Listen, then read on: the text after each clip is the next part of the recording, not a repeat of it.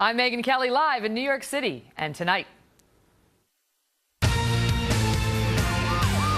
a new Obamacare bombshell. So we don't know at this point how many people have actually paid for coverage. That's right. Two leading media outlets have caught this administration misleading America about the latest numbers.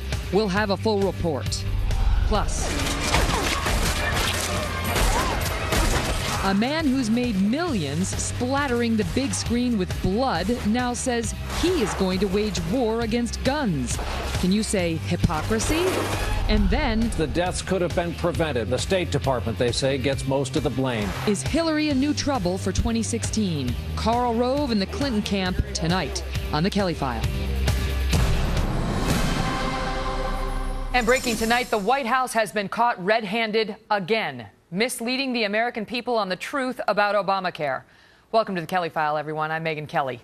2 weeks ago, the White House touted the number of people getting coverage thanks to the president's health care law, announcing 6 million people are poised to get health care coverage because of Obamacare. 6 million. Listen. More than 2.1 million people who've enrolled in private plans and 3.9 million Americans who learned that they're eligible for coverage through Medicaid and the Children's Health Insurance Program. Because of the Affordable Care Act, you're looking at this enrollment pickup. That is a White House senior advisor saying nearly 4 million Americans are now eligible for Medicaid coverage thanks to Obamacare. That was false. That was untrue. It was grossly misleading. The senior elections analyst for the well-respected RealClearPolitics.com, Sean Trend, sat down and crunched the numbers, concluding, quote, only 380,000 new Medicaid enrollees are due to Obamacare, a far cry from 4 million. Look at those numbers. Look at the overstatement. They were apparently taking credit for people who are renewing their pre-existing Medicaid plans, claiming those people owed it all to Obamacare. Not true. And the administration continued in its false assertions. On January 10th, President Obama's official Twitter account sent out a tweet again claiming 6 million Americans, quote, have already signed up for coverage thanks to health reform, adding, quote, that's a fact. No, it isn't. The Washington Post's nonpartisan fact checker today gave that claim 3 Pinocchios. The paper's headline reads, quote, warning, ignore claims that 3.9 million people signed up for Medicaid because of Obamacare. Reporter Glenn Kessler calling that assertion flat out, quote, ridiculous. Chris Direwalt is our Fox News digital politics editor. Chris, I want to take you back to the fallout of if you like your plan, you can keep it, period, which we know was a gross misstatement, to be charitable. The president got hammered at a press conference that he finally had to hold about honesty and how important that is in a relationship between a president and the American people. And here is what he said in part. Listen. There are all kinds of challenges. I'm sure there will be additional challenges that come up. And it's important that we're honest and straightforward in terms when we come up with a problem with these reforms and these laws, that we address them. It is important to be honest and straightforward. And now, yet again, we are told he wasn't. Your thoughts? Well, how about this? How about all of the people who have said in the past week that if Chris Christie of New Jersey has told a word of a lie, if anything is untrue, his future is ruined, there is no more Chris Christie, and they're going to feed him to sharks off the Jersey shore.